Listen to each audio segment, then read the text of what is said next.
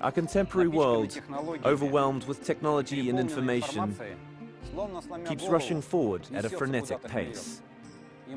And we, temporary inhabitants of this planet, race along, seldom understanding what happens around us and to us. In our documentary series, we will speak of the incredible worlds of the Bushmen, the Maasai, the Ndebele, the Suri, the Tuaregs, and the Himba. These people have a first-hand experience of civilization. Also, they are regularly in close touch with it, though often reluctantly. Yet they insist on sticking to their traditional lifestyle, as passed down from their ancestors.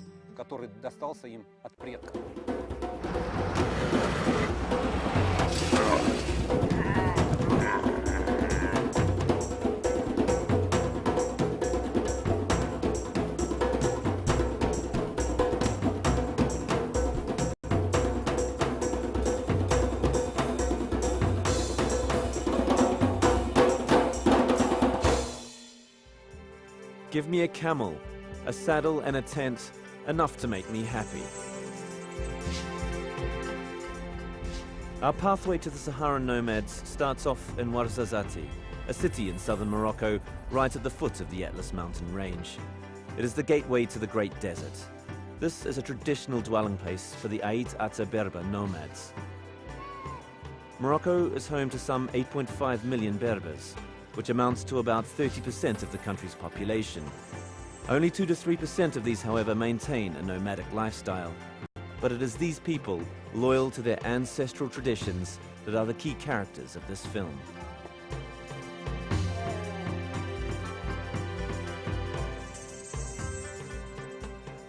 An ex-nomad has been so kind to agree to be our academic guide into the Berber world. His name is Ahmed Skounti. Born in a tent, he received higher education and as a postgraduate did a PhD thesis on anthropology with reference to his family's history.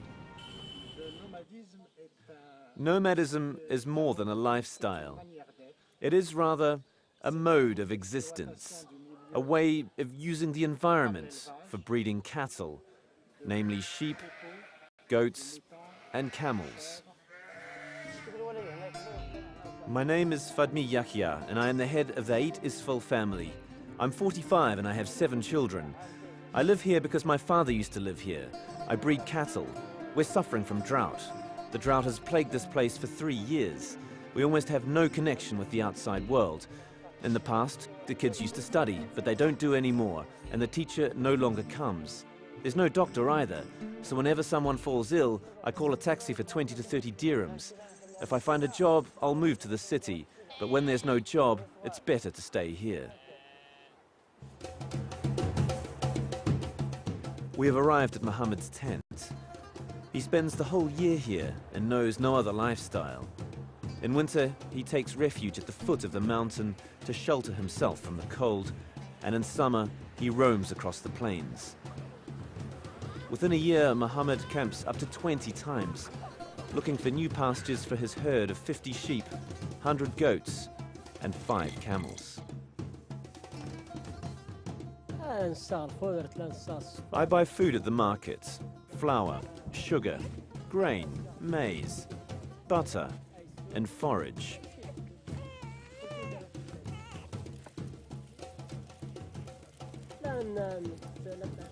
We often eat meat. There's no problem with it, because we have our herd. We cook vegetable and meat tagines. This is the main dish we love.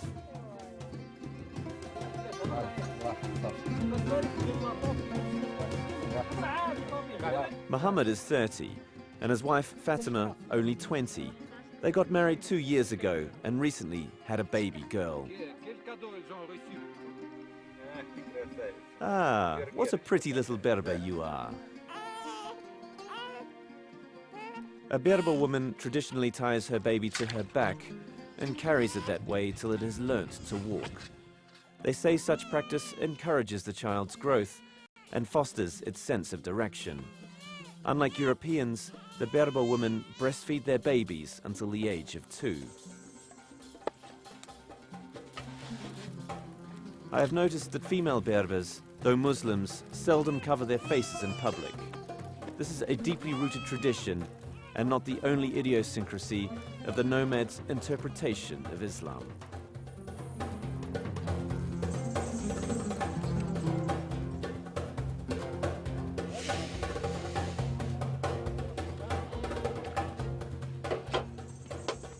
Tea making ranks high in nomadic life, but it is only in the 19th century that tea, initially considered an elite drink, came to the Sahara. One often says here that tea should be as bitter as death, as sweet as life, and as delightful as love.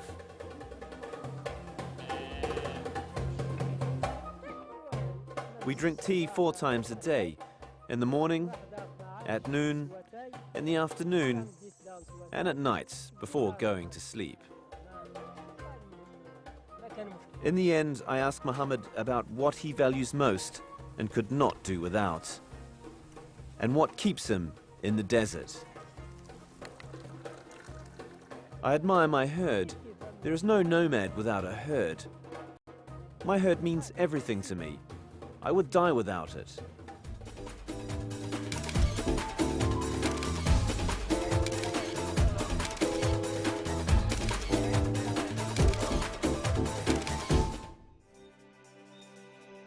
The nomads' belief is as simple as their lifestyle. In the 8th century, they embraced Islam, but preserved their language, mentality, and many traditions, as well as ideas of life and death. When a person dies, they erect a simple tombstone on his grave, with no inscriptions at all, and it is only the number of stones that allude to a cemetery. On our trip, we have encountered no mosque whatsoever in the Sahara, but we have often come across weird stone structures. These are graves of saints, the marabouts. The nomads pray to marabouts for protection, rain, health for their family and herd, welfare and good luck. They are addressed in case of intertribal disputes. The Berbers make their sacrifices right at the marabouts' graves. They first slaughter cattle and then share meat among all those present at the ceremony. The nomads believe that only marabouts can mend a rift between tribes at war.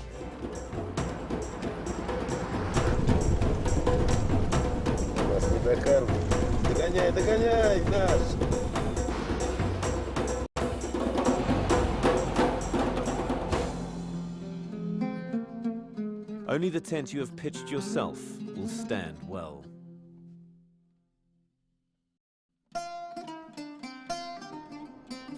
A peculiar symbol of living space for the nomads is the tent.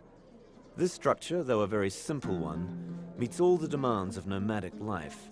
It is portable, water-resistant, and heat-retaining. A tent is easy to remove, load upon camels or mules, and relocate. The tent is of very special importance to nomads.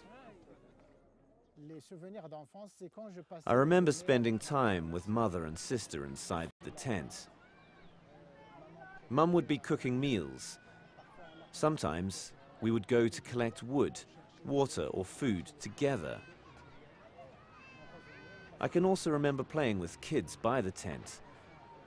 And also, when it was cold at night, come inside and lie down on our blankets to warm up.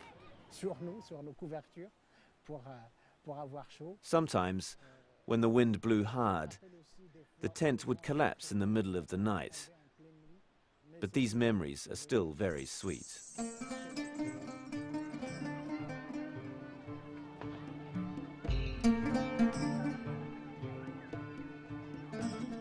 To make a house, nomadic Berbers use dirty camel or goat wool. Such wool preserves natural fat, and the cloth made from it creates a microclimate inside the tent, making it easier to sustain both heat and cold.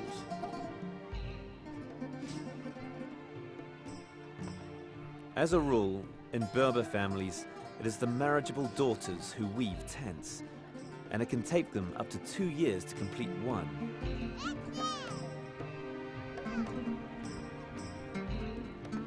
The women hand ready-made sheets over to men, who sew them together. With the nomads, it is an exclusively male job. The tent is divided into two parts by two upright poles.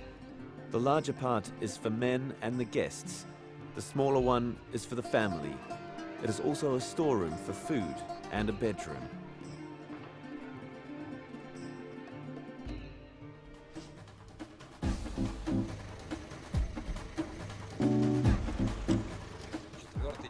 It's the fourth day of our roaming across the Sahara, not far from the border with Algeria.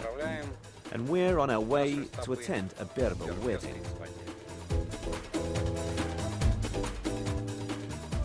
Better walk in a funeral ceremony than have a marriage of convenience.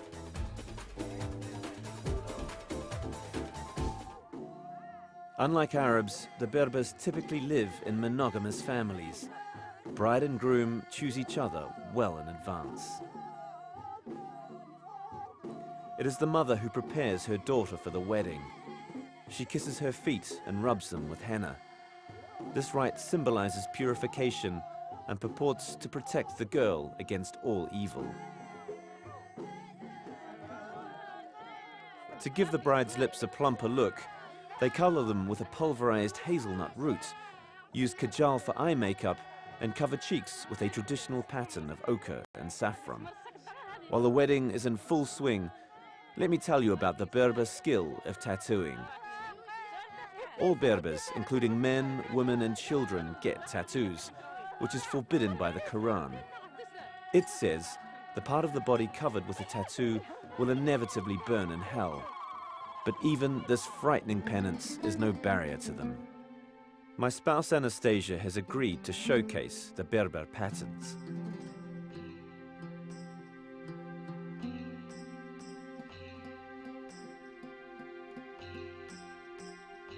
They start from the forehead.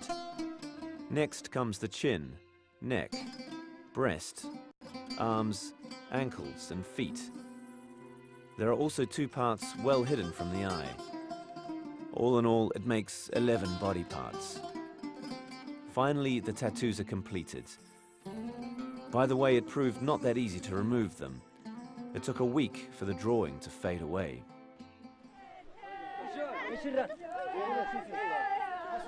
Under the Berber tradition, during the wedding ceremony, the bride's foot shall not touch the ground.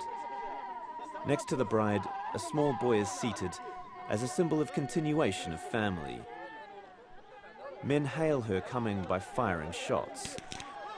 At our wedding, they blew up poppers so as to scare evil spirits away. Often the Berbers hold many simultaneous weddings. In the past, the number of couples could amount to 100. We've been so lucky as to witness 2 Berber weddings at once. It's customary to take wedding celebrations most seriously. The celebrations take 3 to 5 days. I wondered what gifts the bride and groom are given at the wedding.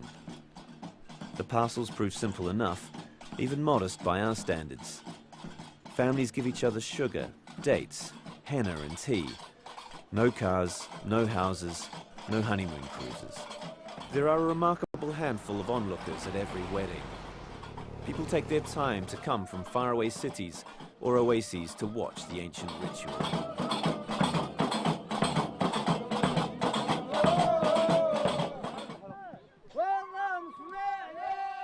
Sad as it may be, a sheep had to be sacrificed.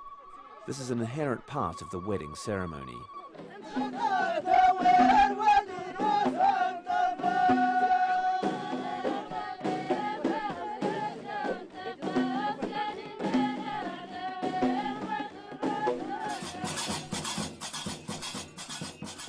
True, the wedding has impressed me a lot. Let alone the music that keeps haunting me to this day. Okay, here I am on a freelance job as a photographer for the nomad's wedding.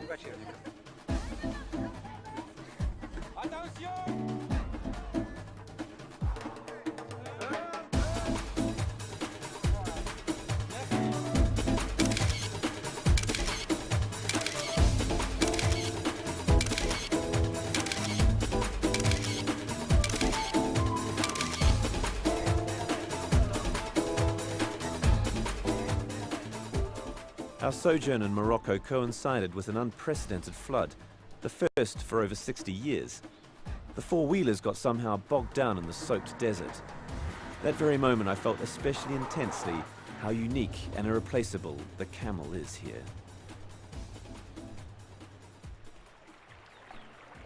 Any water would do in the desert.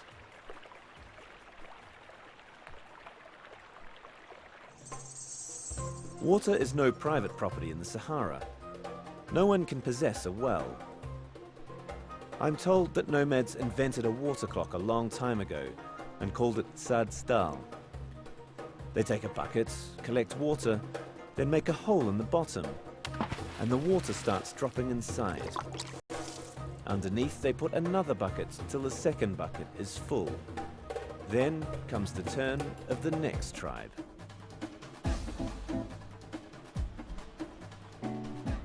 You would miss being in the Sahara without riding a camel. This is a very fundamental device. Apparently, we can hardly imagine the former role camels played when they first appeared here in the Great Sahara. They were introduced thanks to the Romans, who came to today's Maghreb in the 2nd century AD to wage the Punic Wars. It was then that the Romans, who used camels for economic purposes, brought them into the country. The camel revolutionized life in the Sahara. The nomads got a universal means of transportation that allowed them to move in all directions across the Great Sahara.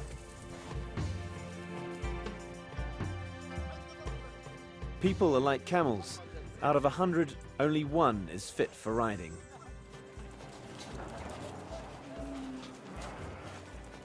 We visited a camel market in Guilmim.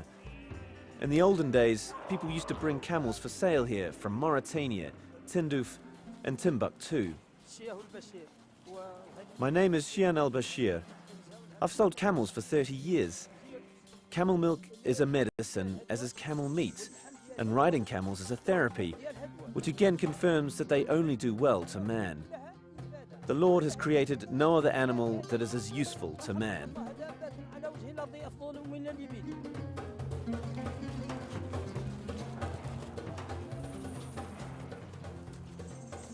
As a rule, camels weigh 500 to 800 kilograms. The best age to sell them is either 4 to 7 years of age. Camel pricing depends on a combination of 3 factors: weight, age, and species. The price often reaches 2,000 euros. Since the advent of cars, camels have been mostly bred for meat and as a way to maintain ancestral tradition. Nomads say, he who has tasted camel meat will host angels in his stomach for 40 days.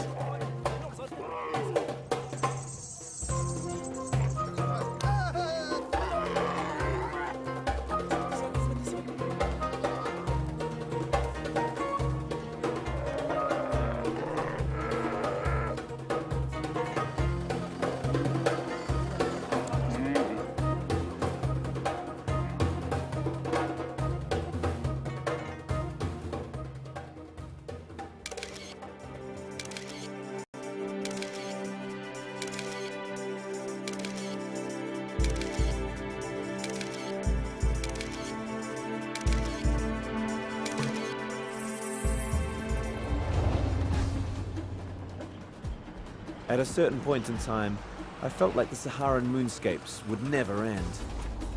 And suddenly, a miracle happened. A broad green valley spread in front and sometime after lavished its cool and shade upon us. Can a country where palms grow ever disappear?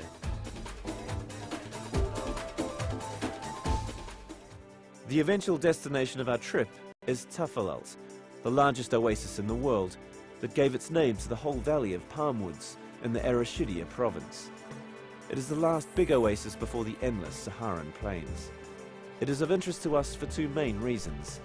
Firstly, it hosts the biggest date plantation. Secondly, it's only and solely in Tafalalt that you can see 2 cultures overlap: the nomads of the Sahara and the sedentary oasis inhabitants.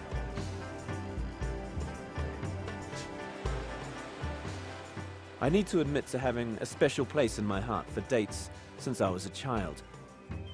For me, they are first and foremost a nexus to the Holy Scripture, namely the Bible illustrated by Gustav Doré, which was shown to me once I was a kid by my grandfather, Ivan Vinogradov, the Russian imperial pilot during World War I.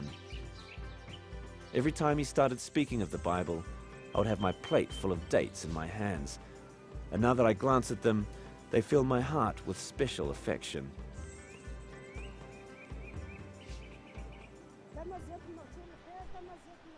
Our land is a land of prosperity and a land of date plantations.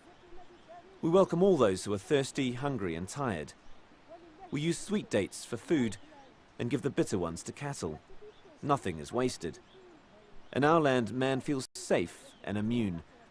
We are as pure as saffron. We wish well to our children and all people. In Tafilalt, one can encounter many nomads that have adopted a sedentary lifestyle. They live in clay houses, cultivate fertile land, and make use of contemporary civilization. Once, however, the balance of power between the nomads and oasis inhabitants was entirely different. Nomads prevailed, and pastoralists sought protection from them to be sheltered from other tribes' raids. But those times have irreversibly sunk into oblivion. This is the story told by Sheikh Old Bashir Numani, who we visited. The conversation we had with the Sheikh just about returned us to the old age of nomadism.